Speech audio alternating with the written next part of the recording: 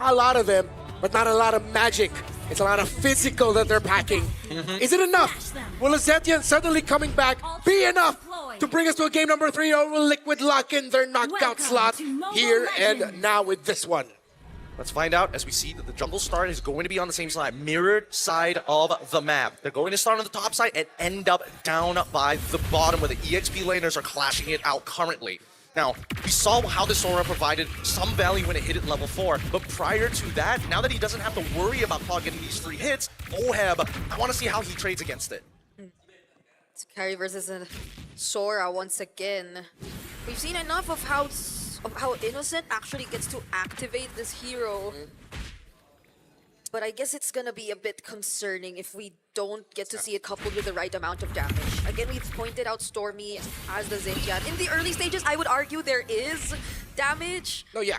As someone who plays a lot of mid lane, it is annoying to deal with a Zetian in the lane. It's just that if the rest of the team doesn't get the start that they want, doesn't get the lead, if you're trying to make a comeback, the Zetian isn't the right hero for that. But definitely you can use it to bully the Kimmy in the lanes. I think the important thing is that everybody just wants to win their lane as hard as they can to buy time and space for Sakai to farm back up. That's why Yomes, he's keeping a pretty close eye on where Carl TZ is going to be, and JP is now looking for potential cracks to punish their opponents. Oh, he charged the Unbreakable far enough to taunt Cram. Sanford, does he have the damage to deal with him though? He spots Yumes and decides to not go any further. Who got the gold crab? Carl did, Okay. looks like. I wasn't able to get to Sakai's. If he did, he would be able to tick level 4 there. Up top, Innocent cutting the lane behind Oheb. Yep, he's going to participate for the upcoming turtle fight here, and they don't care whether support's on level 4 or not. They're going to rush this here and now. Oh, LTD spots Yumes. JP's really low though. Innocent going in. Sanji, does he have the damage? Oh, there's the ultimate already coming in from the Zip-Chen. Abrasers ran from Carl! And Yumes is actually first blood. The flicker 2 from Sanford, but he might just get traded out here. The turtle goes over to SRG. Innocent just walked away from it. Yeah, it's like land here. Don't worry about it. Sidestep. Sanford, a little bit too greedy with that attempt. I think he was just definitely looking to finish off Innocent. It really hurt Liquid's chances there. The Sanji also was not level 4. Stormy was able to get there first. And this is what you want with the comp around the Zetian. Get that early game going strong. Looks like it's going to be the two-finger setup for some guys. As we see him contest once again for the Litho Wanderer. Not even close. There's just too many members here on this side of the map. So they're just going to chill back out, look to scale. Oh! Okay. Raging Slash. One. Burden Call and Yo-Yo Blitz also committed by Cram here, but Sanford will just clear the lane for now. Able to bring Crab low. And it looks like he will be able to get the EXP Crab. Unless. Yeah, no, it went to Sanford. Okay. Well, I think that the level lead doesn't really... Oh, Yumes finds Carl Teasy. There's the counter AOG from JP though, and it doesn't connect with the A or the Appraiser's Rad. Yumes gets spotted here. Sanford trying to go for it, but he still has the Jinbei Dojo position, and the Fury of the Phoenix stops them from further chasing. The wild part is that Stormy was holding on to that for quite some time. Yeah, I thought... Is he? He's dead. Oh, he catches him right at the very edge with the ult. Real nice usage. Yeah, peak across the board. Stormy not using the ultimate meant that, yeah, they weren't able to get a burst, but that meant that they had a way to escape when the rest of Liquid were chasing them. So if that was an active call by Stormy to hold on to his ultimate for the retreat, it's a great call. Yeah, it can be used either way, depending on whatever they need. But the turtle is coming up, and compared to the first instance that we saw these two go, Sakai stole it. Sakai stole it. He stole it, but he doesn't have retry anymore, and that's going to be Carl's call to say, hey, we got to do this right here, right now. Yeah. If not, it's going to be too late. Yep, and compared to Turtle Wolf, everyone's not that low. Oh, there's something happening up top, but before we get to even look at that, Team Liquid takes the objective in exchange of Oheb. The guys in Innocent juggled under the tower to take that carry down. And Oheb has been struggling in the lane against that Sora. Good thing Liquid is packing a 2-carry lineup, so now they also have Sanji, who did not have the best game as well. So in terms of the major damage dealers, Liquids are struggling. Yeah, they're gonna wait for a bit more. Ooh. So good. So smart of you. Don't need to take the second half. Get that Purify out of there as soon as possible. But notice, 2K gold lead for the side of Slango Red Giants. If it breaks 4, we should be worried. Yeah. That should mean that SRG are in a much more comfortable spot. Innocent, good read! Stormbind, Oheb does not have a way out. JP couldn't even save him there. Not even the traction pulse is going to connect against the members of SRG. absolutely bodied. Oheb is just straight up losing lane against Innocent. The Sora doing really well against that carry. Yeah. No amount of dashes could really keep him safe. Yeah, and you can see, based on the goal difference here, literally 900 ahead for the side of Sakai's. From Cram's side, he's already pushed up to 400. Down by the goal lane, Innocent is winning by 1,000. SRG has a slightly bigger lead compared to the Zetien, but that's only like 26 gold. And the glowing wand only, First along with the item. full build boots at 6 minutes in, mean it's going to take a lot of time for Team Liquid. Ferocious Scythe only for this carry, while still on the way to the Dominus Ice is JP.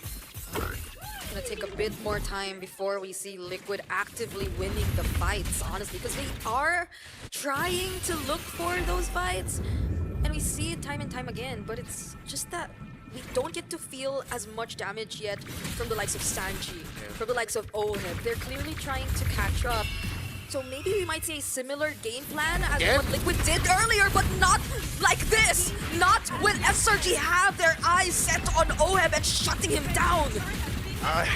I don't know whether this is going to be worth it at the end of the day. Eventually, Innocent will start to fall off and Oheb will start to scale. And Team Liquid, they know that. They know that it's all about just holding out until we get those items, and eventually we will be able to beat them in terms of raw damage. The only problem is that SRG is really good at kiting them with a composition that has a majority of ranged heroes, well, quote-unquote ranged heroes. It's going to be extremely difficult for Team Liquid to walk out without punishment. Oh, Fumes. Will they actually go for Sanford here? Still survives. Mountain Shocker available even under the turret.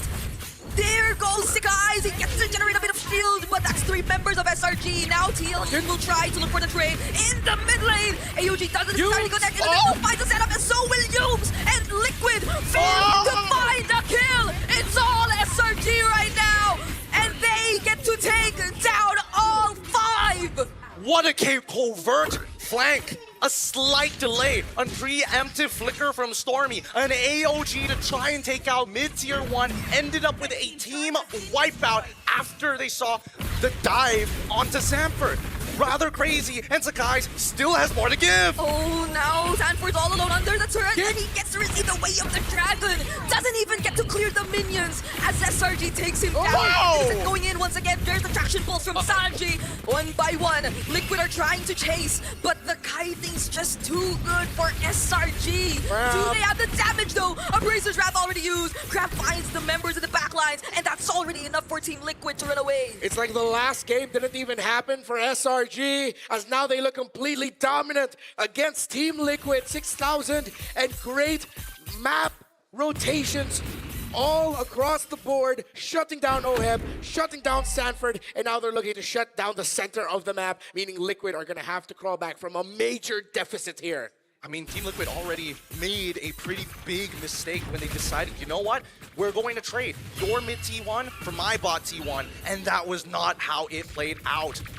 Atlanta Red Giants, I think at this point, understand they have the lead. The question is, how do I force it onto Team Liquid without losing too much? Yeah, the difference is that Liquid 2 can't just really let Oheb go out by himself too much. Oh, the Wheel of the Dragon got cancelled though by the taunt from Carl Jeezy. Sanford going away the Brave Spider, 2-man stun with the Mountain Shocker. That was an almost team fight, but Liquid stayed patient. Yeah, you see SRG though with how they're moving, they force out the other members of Liquid around that Lord. Although JP, Sanji, and Sanford are still here, Stormy and Sakai are holding a very good position. This looks like it might go to SRG. Oh, everyone's getting poked down really, really low. Set. JP's already half HP too. Oheb will be able to join here. Carl TC going in. It's gonna be a wretched battle. Sakai wins it out. Innocent with the setup. He catches 2.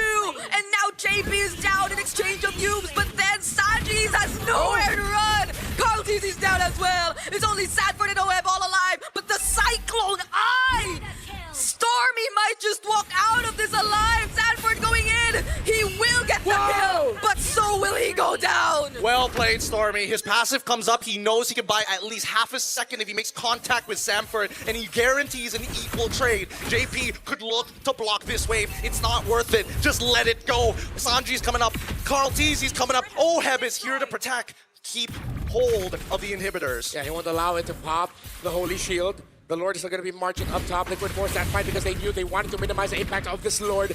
Innocent spots out Carl, and Innocent will get out. Liquid will be able to stop the Lord from getting anywhere close to the base turrets.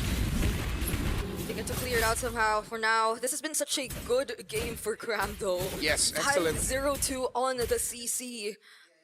His late entries have been key. The use of the curtain call, tying Liquid together, team fighting, making it awkward for them. Kick though already committed by Yumes. I mean, they're going to keep trying every single time his cooldowns are off, right? The only time Liquid decides, you know what, maybe we'll consider what you're doing is when you're already in their face and they need to respond. If not, they're just going to flop over. And Team Liquid does not like flopping over.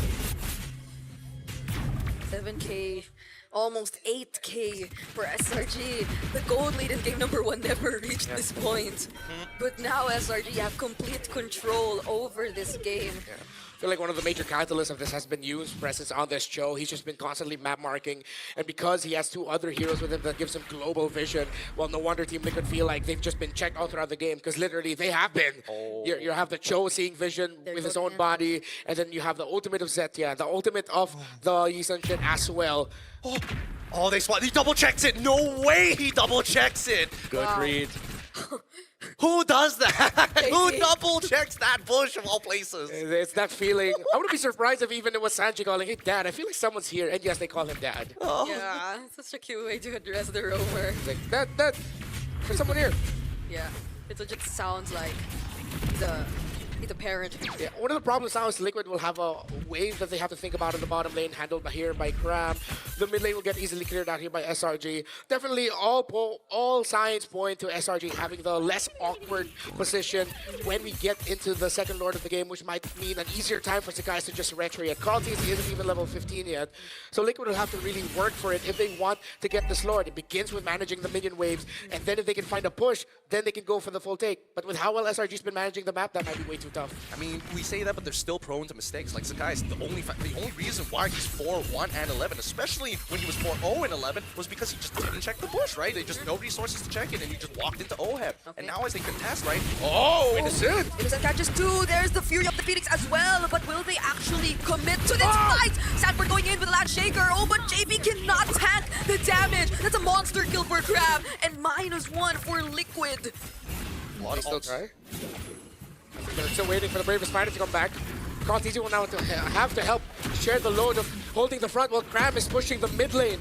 They don't need to do anything. They can reset this right now. They've got a pushing wave down bot side, a net pushing wave on the mid. Top side, they can start effective, but now they get into a bite. There goes the Bravest Fighter, and it's cooldown. It's a shutdown for Sanford onto Grab, but Innocent is the back lines.